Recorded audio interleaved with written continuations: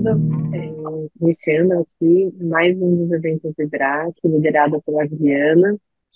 Entro aqui para ressaltar a importância da discussão do tema, como ela mesma disse, acho que todos os temas um dia podem virar algum assunto para esse debate que a gente vai ter hoje aqui. Eu agradecendo a participação da Carolina Dotto, da Amanda Barelli, que está participando no nosso debate de hoje. Acho que são temas bastante relevantes e que o IBRAC, acho que inclusive tem essa função, tem diretorias específicas, mas no fundo são vários assuntos que são multidisciplinares e que acabam se conectando, se comunicando, e cada vez mais, né, até especialmente acho que essa cadeira, toda essa cadeira regulatória, digital, concorrencial, contencioso, tudo acaba se encontrando de alguma forma em algum momento. Então acho que essa é a função do IBRAC, de tentar discutir na especificidade quando necessário, mas também coordenando os temas quando possível. Então é isso, eu queria fazer essa breve abertura, agradecendo a participação de todas. Fico feliz também de ver um painel, Tudo uma mesa bem. aqui tão feminina. Uhum. Então, parabenizar a iniciativa e aqui desejar uma boa palestra, uma boa conversa entre todos. Muito obrigada, Sil. Começar aqui desejando bom dia a todas e todos. Muito obrigado pela participação aqui no painel. Agradecer especialmente a Amanda por disponibilizar o tempo dela para bater um papo com a gente. A gente quer entender um pouco, falar sobre essas buscas por jurisdições alternativas aí que a gente tem visto ao redor do mundo, para ações reparatórias em geral, mas tentar dar um foco aqui para as ações reparatórias de danos em cartéis. Fazer uma breve apresentação da Amanda, para quem não a conhece, apesar que ela sempre foi muito ativa aqui no nosso comitê de contencioso. A Amanda é formada pela Faculdade de Direito do Arco São Francisco, em dezembro de 2012, tem LLM pela University of Pennsylvania, em 2019, foi advogada de grandes escritórios brasileiros, ficou no BMA por mais de 9 anos, fez um secondment no Uri Advogados, em Portugal, e desde de outubro de 2021, ela é diretora jurídica no Pogus Goodhead, um escritório sediado em Londres, Reino Unido, e a Amanda também tem várias publicações no IBA e na ICC, né, que a gente participou também em conjunto lá no Guia do Tributo, na discussão do concorrencial tributário. Então, Amanda, é um prazer te receber. A gente está muito interessada e ansiosa aqui para escutar o que você tem para compartilhar com a gente. Quem vai me auxiliar aqui nessa tarefa é a coordenadora do comitê, Carolina Dotto. Carol, não sei se você quer falar um bom dia a todos. Bom dia, pessoal. Eu queria te agradecer muito, Amanda, por estar aqui hoje com a gente. Vai ser muito bom aprender um pouco com você e ouvir sua experiência aí no Pogo Goodhead. Legal. Bom, primeiro eu queria agradecer, desejar bom dia a todo mundo, agradecer aqui o espaço para a gente discutir um pouco esse tema que me é muito caro, do qual eu tive a oportunidade de passar os últimos anos aí dedicando um pouco de espaço de estudo, e de aprendizado aí num tema que é bastante novo, globalmente, eu diria. É, e agradecer aqui a Juliana e a Carolina a oportunidade de ter aberto esse espaço e ter me convidado para conversar um pouco sobre isso. Eu sempre acredito que gerar conhecimento nesse sentido vai ampliar um mercado onde todo mundo pode atuar, onde todo mundo pode aí transitar com mais familiaridade. Eu vim aqui contar particularmente da minha experiência, então, durante o processo eu vou falar bastante sobre os processos aqui no Reino Unido, mas obviamente tem estudos e também tem espaço para propositura de ações em outras jurisdições. A gente sabe que a Holanda e a Alemanha também são foros bastante procurados aí internacionalmente, seja para ação de danos, de reparação de danos, ações coletivas de reparação de danos concorrenciais ou de outras naturezas, principalmente ambientais aí. Mas a ideia aqui, eu acho compartilhar um pouco de conhecimento. Eu só vou pedir ajuda com o chat se alguém quiser fazer alguma pergunta durante as falas. A ideia era que fosse mais uma conversa. É, então fiquem à vontade. No que eu conseguir tirar as dúvidas, obviamente, eu vou respondê-los aqui, mas no que eu não conseguir, podem ficar tranquilos que eu envio um e-mail na sequência, tirando as dúvidas depois de alguma pesquisa, caso necessário. Bem lembrado, Amanda. Eu sempre esqueço de falar para todo mundo que tem a caixinha aqui de Q&A, então fiquem à vontade para mandar perguntas. A gente tem algumas aqui para encaminhar o bate-papo, mas estamos A Amanda está aberta aqui para tentar responder no que for preciso. E começando aqui nosso bate-papo, Amanda, a gente queria entender um pouquinho sua trajetória aí no direito concorrencial, como aconteceu para você chegar aí como diretora jurídica do Paul's Goodhead, sediado em Londres, como que foi essa trajetória? Bom, eu trabalhei sempre desde que eu me formei com antitruste, eu trabalhei muitos anos no BMA, que foi uma grande escola, eu aprendi muito com as pessoas do BMA, é um lugar que ainda me é muito caro. É, e durante esse processo foi me gerando uma curiosidade sobre outros temas que tangenciam o direito concorrencial, e que, de certa forma, aplicam o direito concorrencial. E aí surgiu uma possibilidade de trabalhar com ação de reparação de dano, que era um tema que, em tese, eu já estudava um pouco, não como minha linha de atuação principal, porque eu trabalhava essencialmente no BMA com CAD, e ququando eu fui trabalhar no Uri Menendez, durante o meu secondment, a gente trabalhava basicamente com merger control. Então, no final do dia, era bastante focado, em transacional. E aí eu recebi uma proposta para trabalhar no escritório num momento que era muito relevante, porque quando o escritório começou, essa ideia de testar as jurisdições e propor ações de reparação de dano, sejam concorrenciais, sejam de outras naturezas, em outras jurisdições, porque existia uma autorização regulatória para tanto, existia em torno disso, obviamente, o que eles chamam de Jurisdiction Challenge, que é a disputa de jurisdição. E eu entrei no escritório justamente quando essa disputa ela foi vencida, porque eles precisavam, nesse momento, de alguém especializado em direito concorrencial brasileiro para começar o início das discussões de mérito. E eu acho que o escritório fez uma escolha muito inteligente de esperar esse momento, porque até o momento que o escritório protocolava essas ações, era bastante incerto se isso daria certo ou não. Porque como, enfim, como todo mundo que abre caminho cria alguma coisa, você às vezes tem uma incerteza de como aquilo vai gerar. Então existia também um risco dessas jurisdições não serem aprovadas, apesar de existir autorização regulatória para tanto. Aqui é um pouquinho do que eu vou falar no decorrer da apresentação.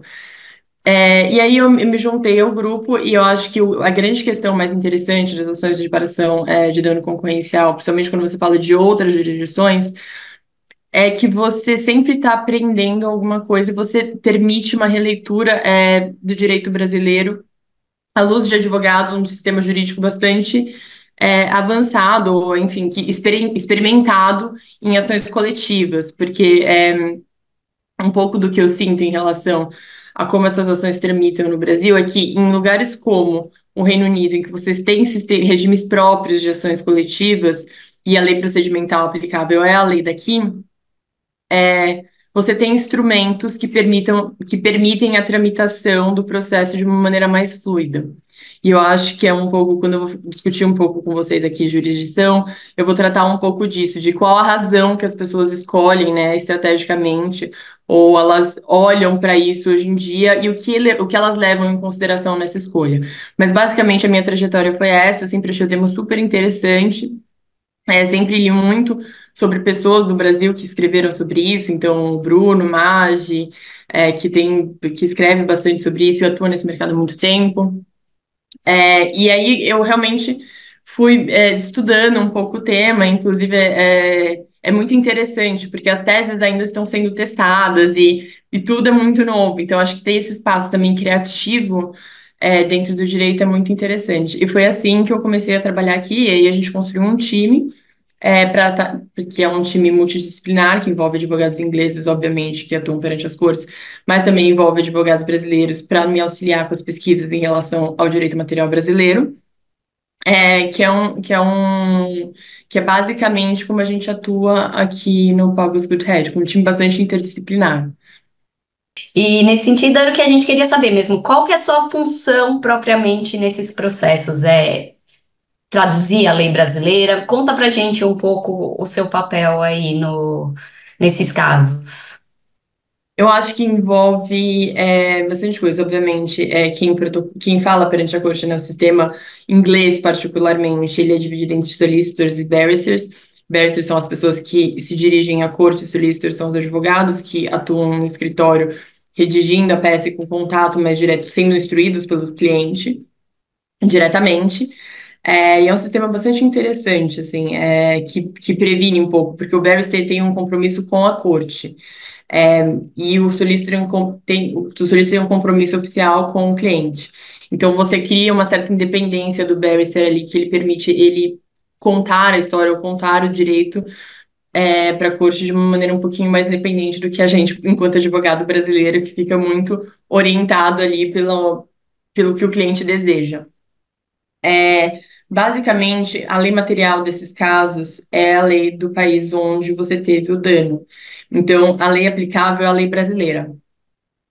Então, a minha função no escritório hoje em dia é simplesmente coordenar e explicar como seria, quais seriam os dispositivos aplicáveis e ajudar nisso na construção da estratégia do caso, e na condução do caso. Então, a gente tem interface com os barristers, com os solicitors de dentro do escritório, com as audiências em corte, obviamente, e também no treinamento de experts, quando eles vão fazer cross-examination, depositions, ou até testemunhas, quando elas vão falar na corte, a gente auxilia nesse processo de tentar explicar um pouco o processo para elas e tentar fazer com que o juiz inglês, no final do dia, entenda o que é o direito brasileiro e como isso deveria ser aplicado ao caso. Acho que eu vou passar para a próxima pergunta.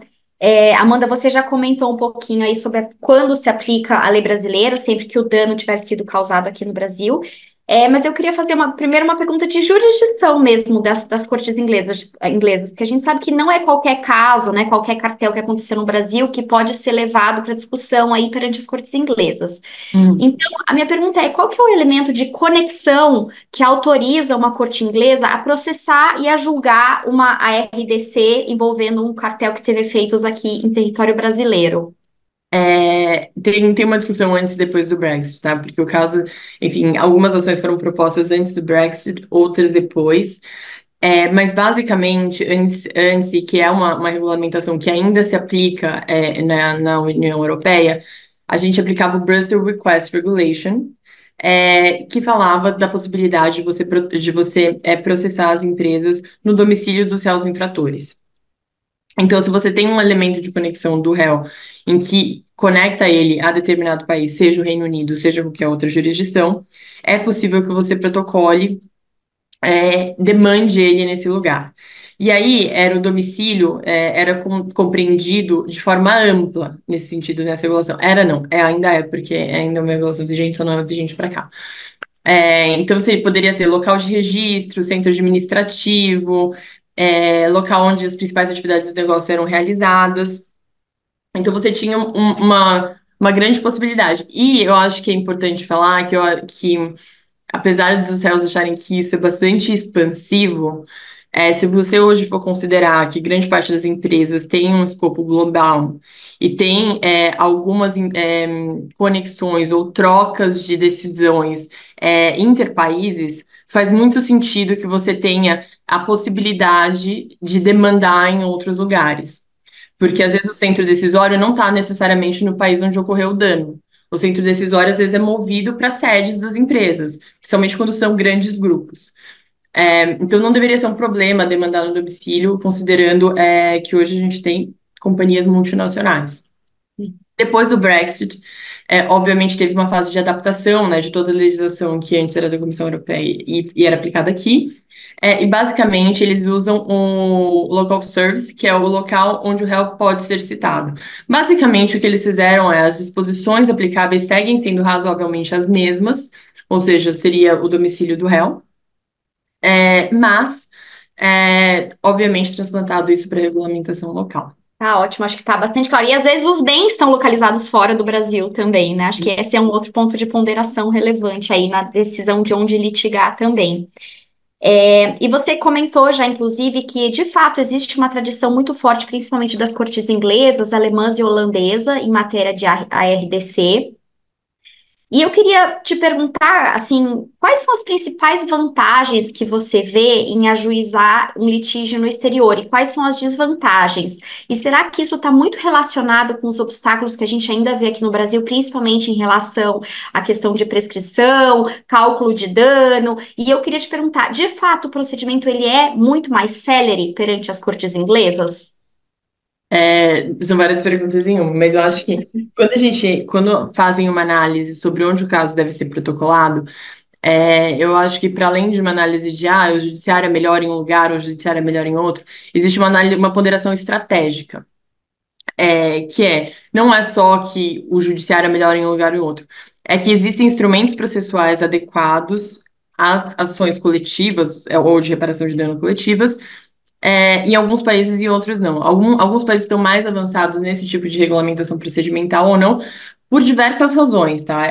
Eu acho que aí envolveria um estudo jurídico bastante amplo, hermenêutico aí do que são nossas normas de direito brasileiro ao longo dos anos e como o processo civil evoluiu nesse tempo. Mas por algumas outras razões, o processo de alguns países, né, o direito procedimental de alguns países, desenvolveu instrumentos processuais para abarcar esse tipo de processo. E por isso que às vezes acaba sendo locais, né, jurisdições mais favoráveis à propositura desse tipo de ação.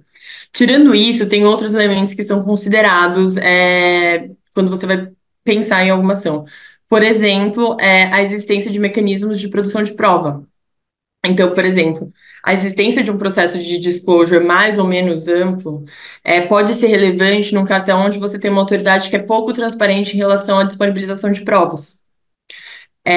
Isso faz muita diferença. Então, principalmente porque tira muito o ônus do réu de ir dos autores de irem atrás de algumas evidências, dado que algumas provas não ficam disponíveis, mesmo quando o processo se conclui.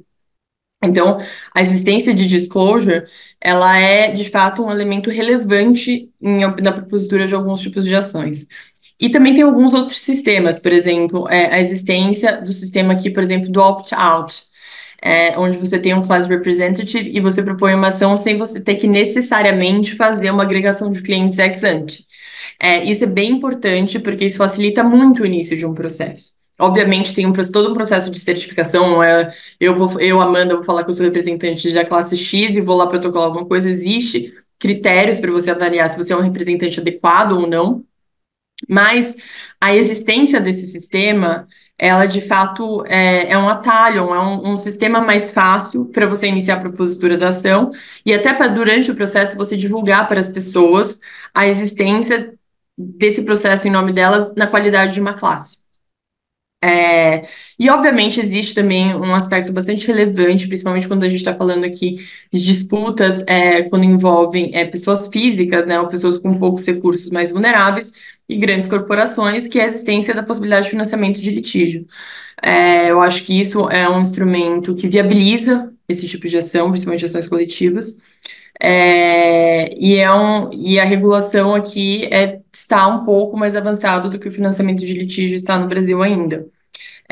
Então, as pessoas são mais familiarizadas, e não só em termos de regulação, mas eu acho que as pessoas são menos resistentes, eu diria, a esse tipo de instrumento como meio de viabilizar a propositura dessas ações, e a discussão disso, né? Porque não só é muito caro propor as ações fora, porque o judiciário, às vezes, em outros países é muito caro, o preço de advogado é muito caro, mas porque tem outros fatores relevantes nesse tipo de processo. Por exemplo, quando entra na fase de quantificação de danos, que é super complexo, você vai precisar de assessores econômicos envolvidos, a fase de disclosure, que acaba sendo super ampla, às vezes.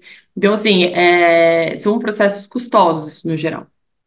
E é importante que você consiga arcar com o custo durante todo o processo. Na verdade, você precisa garantir aqui no Reino Unido que você vai ter recursos para ir até o final do processo.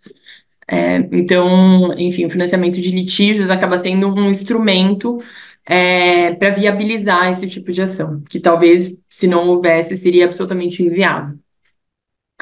É, eu acho que as desvantagens, realmente, elas estão relacionadas aos custos. Realmente, enfim, propor ações fora do país envolve você colocar, às vezes, uma camada a mais de complexidade, envolver advogados de duas ou três jurisdições, é, envolve um processo de comunicação, que às vezes, por exemplo, envolve o fuso horário. Quando eu tenho que falar com clientes no Brasil, geralmente eles não estão no mesmo horário que eu. É, então, isso às vezes acaba sendo um complicador a mais. Ou quando você precisa de evidência de expert na corte, você precisa trazer as pessoas para cá. Então, tem todos uns custos a mais envolvidos relacionados a você fazer um litígio transnacional, que, e, de novo, né, podem ser completamente superados com uma estratégia de financiamento de litígio. E, basicamente, quando a gente tem essa discussão de jurisdição, alguns aspectos são levados em consideração nessa avaliação. Então, não é que os processos vão ser protocolados na residência do réu e está tudo certo. Geralmente se envolve um processo de discussão da jurisdição adequada, um processo que é bastante detalhado, custoso, e o assessment é feito de uma maneira bastante séria, e aí leva elementos, leva diversas coisas em consideração. Então, por exemplo, a existência de jurisdição de processos propostos em jurisdições concorrentes, onde partes, testemunhas e documentos estão localizados, a viabilidade de obter a justiça na jurisdição concorrente. Em suma, eles fazem uma análise, basicamente, que a gente chama de conveniência e oportunidade. Se faz sentido mesmo você ter aquele processo lá. E, de fato, enfim, depois de uma análise longa, apresentação de report de expert, às vezes eles concluem que sim, mas já teve casos de jurisdição denegada, é, de casos brasileiros propostos em outros países. Perfeito. E você falou aí um pouco da questão da jurisdição, que é uma análise prévia que eles fazem. Aqui no Brasil, nas ações separatórias, a gente tem tido alguns problemas, vamos falar assim, com questões processuais também, procedimentais, né? E acho que a principal que a gente tem sido dado destaque é a questão da prescrição aqui no Brasil. Como que é essa discussão aí no Reino Unido e na Europa, eventualmente, se tiver conhecimento? Eu acho que aqui, bom, enfim, em relação a casos que envolvam a matéria de direito brasileiro, obviamente todas essas discussões, toda essa incerteza, insegurança obviamente, eu acho que existe uma maior tendência a considerar o marco inicial como uma decisão final do CAD, até existe uma lei agora positivando isso, mas existem decisões divergentes e todo mundo conhece, enfim, a exaustão essas decisões. E existe uma grande discussão sobre isso. Quando isso é acessado perante uma corte estrangeira, eu acho que eles levam em consideração o todo do que existe em relação a uma discussão. E se o direito é muito controverso, eles vão ter que tomar uma decisão relacionada, considerando todos os elementos ali levados. Eu acho que é diferente, por exemplo, quando você tem alguma coisa positivada na lei. Então, por exemplo, até existir a existência dessa positivação, que seria a partir da decisão final do CAD, o marco inicial para contagem da prescrição, a gente tem outras decisões, mas, por exemplo, para temas que não estão positivados, é, eles teriam que olhar todos os elementos e considerar. Para temas que estão positivados, eu acho que a análise ela é mais clara, né, para eles. Então, eles vão direto no dispositivo legal e aplicam o dispositivo legal.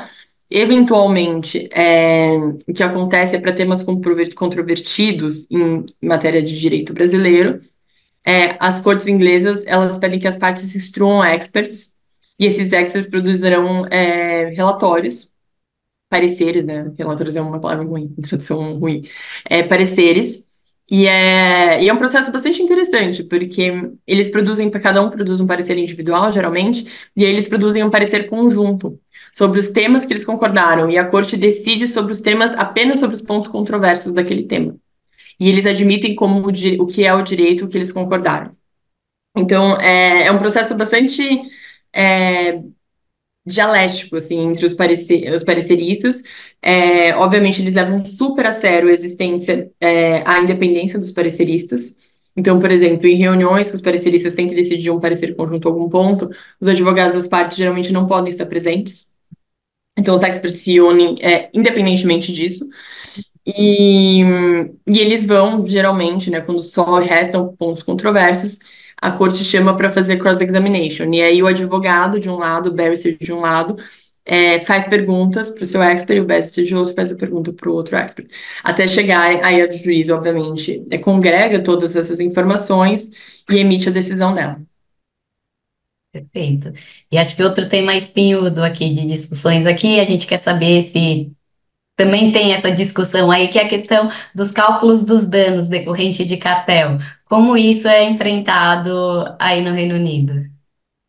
Não, é uma discussão bastante Os economistas estão aqui matando e morrendo por isso.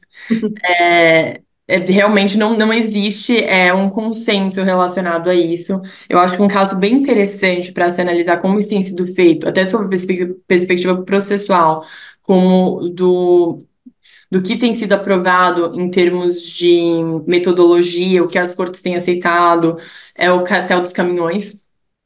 Obviamente, acho que todo escritório, enfim, dessa ilha que está envolvido nesse cartel, em algum momento, né, de alguma forma está envolvido nesse processo. E, e é interessante porque os economistas de lado a lado de cada uma das propuseram metodologias diferentes para o cálculo dos danos. E aí o juiz teve que concordar com uma metodologia, e aí todos os economistas vão ter que seguir a metodologia que foi aprovada. É, então, eu acho que é bem interessante, porque mostra que, primeiro, é uma análise meio caso a caso, o que é uma resposta bastante insatisfatória para quase tudo, mas é uma análise meio casuística mesmo da metodologia que vai ser aprovada, mas não existe nenhum consenso. O que a gente tem são algumas diretivas de cálculo de dano que coloca ali, né, a mais famosa da Comissão Europeia, que coloca ali quais são os métodos que seriam basicamente pré-aceitos, né, que são os métodos que todo mundo basicamente já conhece e que usam em alguma medida para cálculo de dano de cartel de uma forma geral, mas não existe uma fórmula uma receita de bolo para isso. Então é bem difícil, é um assunto que está sendo bem controvertido, e o fato de a gente não ter ainda uma condenação final em caso de cartel, pelo menos aqui no Reino Unido, gera bastante incerteza. A gente teve recentemente um caso de que eles fecharam um acordo, mas o acordo ele é confidencial, obviamente. Ele só é homologado pelo CAT e ele foi aprovado agora em fevereiro de 2024, se eu não me engano. E a decisão é super interessante, porque a decisão ela traça elementos importantes do que é considerado relevante para um acordo, é, e traz discussões que a gente, talvez por a gente sempre ficar muito focado nos passos anteriores, traz discussões, por exemplo, numa uma class action opt-out, como você faria a distribuição disso, e o que você faria com o valor remanescente. Se você propõe uma ação contra 12 pessoas, que é o caso, né, porque é aquele cartel que todo mundo conhece, o Roll, que fechou um acordo contra uma das RES. O que acontece se as outras quiserem se opor a esse acordo? Qual o procedimento para fazer isso? São questões que a gente não acaba não discutindo muito, porque os processos ainda mesmo no Brasil, eles não chegaram nesse ponto. Então a gente não entra muito numa discussão de execução, mas é interessante ver as questões que surgem, ainda que no contexto de um acordo que a gente não tem tanta informação, mas é importante para antecipar algumas questões que vão surgir nos próximos casos aí que vão ser julgados. E acho que isso é muito relevante, principalmente diante da solidariedade, né, na obrigação aí de pagamento entre os réus, porque às vezes um faz um acordo por um valor ínfimo e aí os outros réus têm que arcar com todo o restante, né? Acho que principalmente esse tipo de discussão deve surgir. Sim, sim, eu acredito que sim. Inclusive no Brasil, né? Com a nova lei, eu acho que essa questão de solidariedade e de quem fez TCC no CAD e tal, e vai arcar apenas com os danos relacionados ao valor dos danos que causou, eu acho que isso tende a gerar alguma discussão aí relacionado a essa divisão de responsabilidade aí, para as próximas discussões de cartão. Carol, Acho que pode. vou aproveitar o gancho então, Gil. Bom, aqui no Brasil, a gente sabe que existe a independência entre a esfera civil e a esfera administrativa.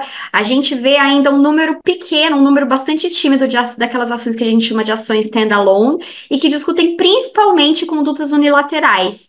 Você também já viu algum caso com esse tipo de controvérsia aí perante as cortes inglesas, Amanda?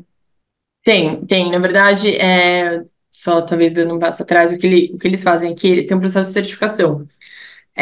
Então, por exemplo, para começar uma ação de reparação de dano, você faz uma certificação que testa algumas coisas, né? Basicamente, a certificação ela envolve você provar que aquele caso, que aquele procedimento opt-out, eventualmente, ele é o adequado, o representante adequado, e a ação tem ali, e a ação poder ali começar. Então, recentemente teve algumas ações que foram propostas ali de condutas unilaterais, geralmente envolvendo o assunto que a gente estava discutindo no começo do call com a Silvia, sobre plataformas digitais e abuso de posição dominante, que eu acho que, enfim, é a próxima discussão, é como você, enfim, rever os danos relacionados a isso, né? Porque eu acho que é bem difícil aí começar essas ações, porque a gente sabe que as investigações, enfim, das autoridades de direito concorrencial estão andando um pouco de lado. É, então, existe sim algumas ações propostas contra o Facebook, quanto contra algumas plataformas. É, elas foram certificadas, e aí o processo que acontece é elas são certificadas, e depois você pode entrar de fato com a ação. Então, eu acredito que a gente vai ter alguns desdobramentos interessantes aí nos próximos anos relacionados a essas ações contra plataformas digitais. E a grande parte, tem uma ou duas ações aqui que são follow-on de decisões da Comissão Europeia, mas a maioria eu acho que tende a ser standalone. Então, as pessoas, ao invés de esperar a investigação, né, terminar e se concluir, elas já estão se adiantando aí para pedir a reparação de danos relacionados a condutas de abuso de posição dominante desses players do mercado digital. Perfeito. E a gente queria entender um pouquinho como que funciona o Joint Defense Agreements aí no Reino Unido, Amanda. Se puder contar pra gente. O Joint Defense Agreement é um assunto que eu estudei bastante quando eu estava nos Estados Unidos. Eles usam pouquíssimo aqui, o que me deixou bastante surpresa, porque existia nos Estados Unidos toda uma discussão, né? Até que ponto isso não poderia ser, até que ponto você não estava permitindo um cartel de defesa, né? E até que ponto usar isso como estratégia procedimental não gerava uma desvantagem entre as partes, né? Porque você une, sei lá, os 5 maiores escritórios dos Estados Unidos pensando numa tese jurídica e contra o autor lá que está tentando só provar que ele foi lesado. Aqui eles usam muito pouco, não existe. Eu não conheço nenhum caso que ainda, nenhum dos casos que eu tenho analisado aqui relacionados a isso tem usado o Joint Defense Agreement. E eu não sei se teria, e eu acho que teria algumas questões procedimentais aqui relacionadas a você fazer isso. O que existe muito aqui é, por exemplo, quando você tem essa parte de certificação, e é por isso que eu acho que talvez não exista tanto tem uns acordos de cooperação, onde você vai ter uma leading firm, e as outras vão ter posições diferentes, mas eu acho que o Joint Defense Agreement ele é um pouco diferente do que acontece nos Estados Unidos, porque está todo mundo meio em pé de igualdade. E você permanece com a defesa dos seus réus por si só. E quando você tem um outro sistema, que é um sistema meio que de steering committee, que eles chamam aqui, você tem um escritório que comanda o caso e você pode ter colaboração de outros escritórios para temas específicos relacionados ao caso. Então, por exemplo, quando você propõe uma ação opt-out, o que a gente tem muito aqui na fase de certificação, porque assim como acontece no Brasil com as decisões, está todo mundo olhando os mesmos casos. E aí o que acontece as pessoas buscam certificação para os mesmos casos. E aí começa uma disputa, que eles chamam aqui de carriage disputes, para ver quem vai ser o dono do caso, que escritório vai tocar esse caso. E aí é muito interessante porque tem alguns fatores, porque nem sempre é o escritório que protocolou primeiro, existe uma audiência para isso, para decidir quem vai conduzir o caso. E nem sempre é o escritório que protocolou primeiro, né? É o escritório que tem um representante mais adequado, o escritório que mostra que tem maiores condições, que o acesso à evidência vai ser facilitado, que tem mais acesso a testemunhas. Então, tem toda uma série, enfim, que tem fundos para conseguir litigar até o final, tem fundos suficientes. Então, é toda uma análise ampla para ver quem vai ser o escritório que vai comandar. Mas o Joint Defense Agreement, eu acho que ainda não é um instrumento de defesa ainda muito difundido aqui. E quem decide? O juiz decide quem que vai liderar o caso? Sim, Super o juiz decide. interessante. O juiz que decide. E é bem interessante mesmo, porque as decisões. E agora tem tido uma difusão dessas carriage disputes, porque todo mundo sai uma decisão da Comissão Europeia, todo mundo vai lá loucamente buscar a certificação. E aí o que acontece se 3, 4 pessoas estão buscando certificação para uma mesma classe, para uma mesma classe de clientes, né? De clientes, o juiz vai ter que decidir. Eu acho que um aspecto interessante relacionado, assim, curiosidades, né, relacionadas às cortes inglesas, é que você não tem um juiz do caso, você tem um juiz da audiência. Então, várias coisas são muito diferentes do que a gente está acostumado a ver no Brasil. Então, primeiro que, assim, eles são muito experientes com casos internacionais, eles realmente estão muito acostumados a lidar com partes, internacionais e desenvolveram mecanismos para isso. Então, assim, são muito acostumados a lidar com audiência, com tradução, assim, realmente eles são bem acostumados. 75% dos casos aqui envolve pelo menos uma parte estrangeira. Às vezes, grande parte deles não envolve nenhuma parte nacional. E, e é muito curioso porque você tem um juiz da audiência. Então, quando tem uma audiência, a juíza vai determinar um dia que ela vai ler todos os documentos. Você não pode falar com a juíza sem a presença da outra parte, não existe despacho, não existe isso, ninguém fala com o juiz sem a presença da outra parte. E você só vai para a audiência, a juíza vai ter lido absolutamente tudo que tem sobre aquele caso. Vai Às vezes ela não faz pergunta nenhuma durante a audiência, assim, ela não é obrigada a se manifestar. A audiência vai acontecer de acordo com o que as partes acordam em termos de alocação de tempo de cada um dos barristers vai falar. E ao final disso ela vai emitir a decisão dela e depende da complexidade do que ela precisa fazer, né? Do que ela precisa decidir. Mas ela decide os pontos que foram colocados para ela. Uma vez decididos esses pontos, talvez ela nunca mais atue no caso. Talvez ela volte a atuar porque ela seja chamada de novo. Mas não existe o juiz do caso. E eu acho que isso é muito interessante, porque a princípio eu achava bastante esquisito, porque de fato existe um benefício, claro, em você ter um juiz do caso, que é alguém que vai acumulando conhecimento relacionado àquele caso. Mas ao mesmo tempo, isso abre espaço para muita influência indevida durante o caso em si, né? Essa questão de você conseguir falar com o juiz sem a presença da outra parte é muito complexa, porque a depender de quem é o juiz, a depender da relação de proximidade que você tem com o juiz, você pode estar influenciando o juiz de uma forma indevida ali, não em relação aos seus argumentos, porque você tem o melhor dos argumentos, mas porque você tem mais acesso. E o fato de você ter um juiz para decidir um eixo, você não saber se ele vai ser o juiz que vai decidir os outros, talvez seja, talvez não. Eu acho que isso cria uma certa independência e uma certa blindagem relacionada ao juiz. Que eu achei bastante interessante, bastante diferente do nosso sistema aí, como a gente Exato. conhece. Os processualistas subiram na parede aqui, né? Porque devido ao Então, processo legal, devido ao processo legal, não, contraditório, ali, se você tiver que ser liderado por um advogado outro, que não aquele que você escolheu, juiz natural ali, ó, cada hora um juiz, pra gente é bem diferente mesmo. Acho que é um choque de culturas aí quando não, passa para. foram essas curiosidades, quando eu cheguei aqui, eu comecei a achar muito esquisito, mas extremamente funciona, assim, é bem curioso, porque às vezes a gente fica tão imiscuído, né, tão afundado no nosso próprio sistema que a gente não consegue ver alternativas. E eu acho que também tem uma coisa muito legal do sistema, especificamente inglês, é que eles te obrigam a concordar toda hora com o outro lado sobre temas menores. Então, qual é o prazo para você responder isso? Temas que assim, você não necessariamente precisaria submeter ao juiz. Mas você conseguiria concordar com a outra parte. Isso gera um sistema colaborativo bastante interessante, porque isso te obriga a conversar com o outro lado, te obriga a tirar um pouco. É bastante adversarial, assim. Essas cartas elas são bastante adversariais, mas no limite você tem muito contato com o outro lado.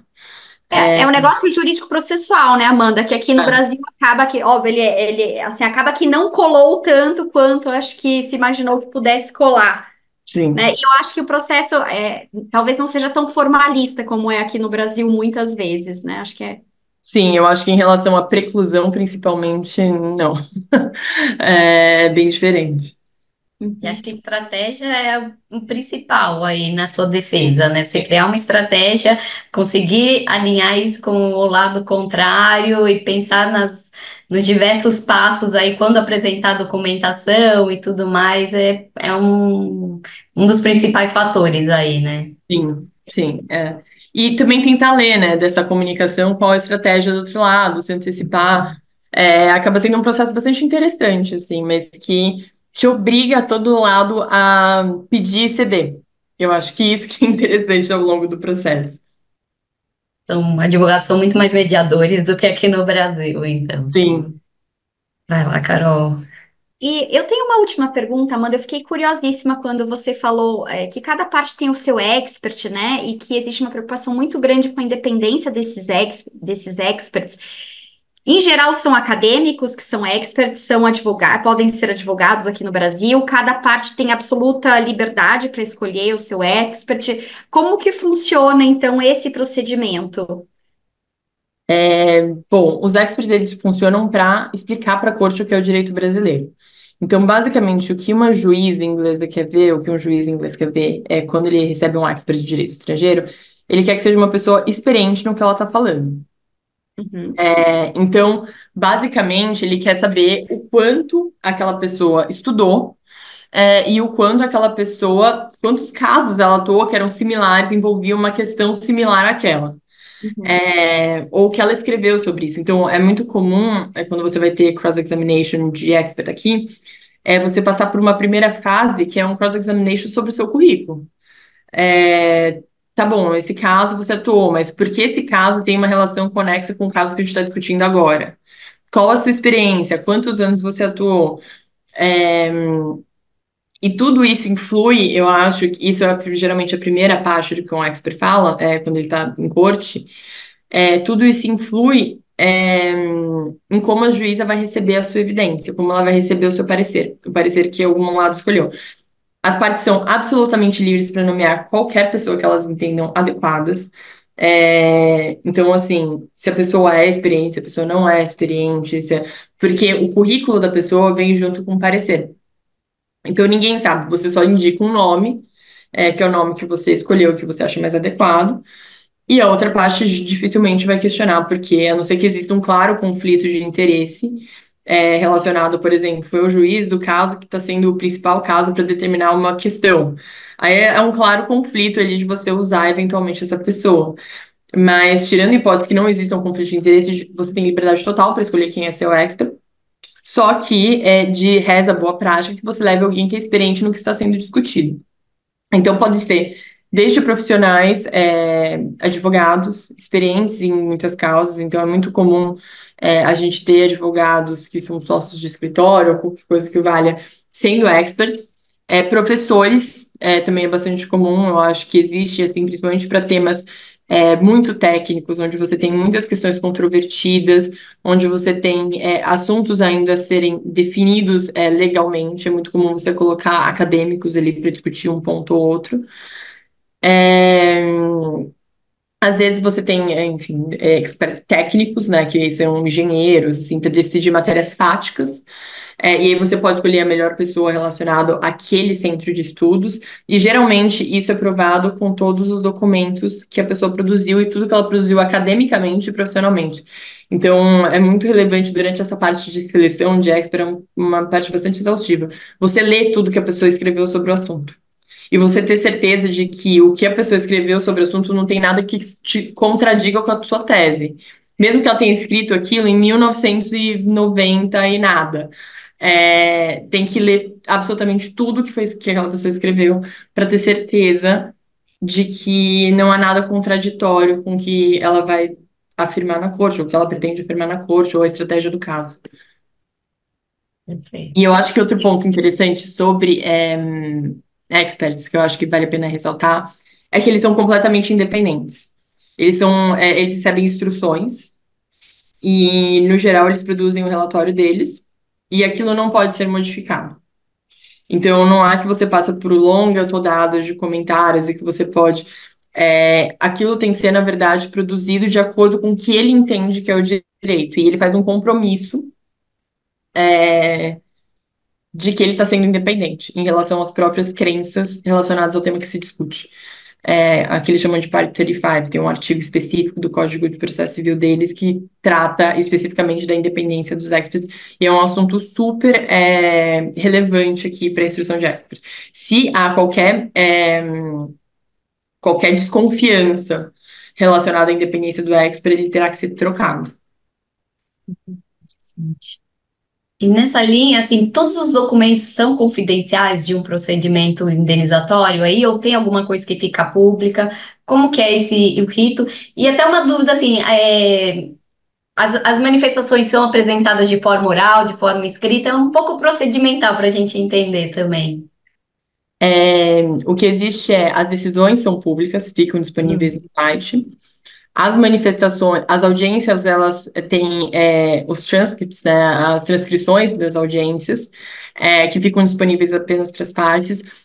Existe o que eles chamam de, eu diria que é quase como se fossem nossos memoriais, eles chamam de skeletons, que é o que você protocola antes, que é quase como se fosse um resumo dos seus argumentos que você vai apresentar no dia na corte, mas no dia em corte os barristers falam por horas. Então, no final do dia tem muito mais coisa que é dita do que o que tá ali do que o que eles colocam no skeleton em si. E esses documentos do skeleton, eles não ficam disponíveis, até onde eu sei. Ficam mais as decisões mesmo. Não sei se a Carol, você tem mais alguma pergunta? Acho que eram essas as nossas perguntas. Eu não sei se alguém quer Mas eu mandar. tenho uma que surgiu aqui Ai, na nossa conversa, então, vocês me permitirem, ainda ninguém mandou no Q&A, gente, fiquem à vontade. Uma coisa que me Ah, surgiu aqui, enquanto a gente estava discutindo, é para iniciar mesmo uma ação indenizatória. Aí, a gente consegue, só com base, por exemplo, uma decisão do CAD, uma decisão da Comissão Europeia, do CME e tudo, dar início à coisa, eu preciso apresentar outros documentos além de uma decisão do CAD para comprovar o dano. Ou seja, tem alguma reanálise do mérito pela corte ou não, eles, com base na decisão do órgão antitrust, seria suficiente para pelo menos iniciar uma ação, de indenização? então, não existe um critério necessário para você. Não existe um set, né, de um conjunto de coisas que te permita falar com certeza. Eu acho que um aspecto importante é que eles não consideram, não tem uma percepção inicial de que as decisões do CAD seriam um follow-on típico. Eles, obviamente, adotam um follow-on mais como decisões da CME ou da Comissão Europeia. Mas, obviamente, enfim, eu acho que é uma evidência excelente, né? Você começar com uma condenação aí do CAD para começar um processo. Mas o que você precisa provar, você precisa ter elementos suficientes de que você sofreu um dano relacionado àquela conduta e que aquela conduta é potencialmente anticompetitiva. Ainda que você. Então, eu acho que a gente olha muito para a decisão do CAD, mas a gente poderia, por exemplo, ter uma decisão criminal ou um acordo penal falando sobre a existência de um cartel para começar um caso. Eu acho que, enfim, práticas anticompetitivas, elas são um pouco mais complexas, porque, no geral, tem uma certa confidencialidade relacionada à natureza da conduta em si. Então, por isso que acaba sendo muito mais fácil você esperar uma decisão final do CAD para começar esse tipo de caso. Mas não necessariamente. Se você consegue comprovar o seu dano com suficientemente de certeza, fazer o nexo de causalidade, provar a autoria, que são os mesmos elementos que a gente tem de responsabilidade no Brasil, você já tem elementos suficientes para começar um caso em outras cortes. Ótimo. O pessoal tá tímido hoje aqui, Amanda. Ninguém mandou perguntas no nosso Q&A, mas acho que a gente tentou ser o mais abrangente e Sim. você foi super clara e completa nas Ah, suas respostas. bom. Não sei se Carol também está satisfeita aqui com as perguntas. acho que foi muito bom, Amanda. Aprendemos muito com você hoje. Obrigada.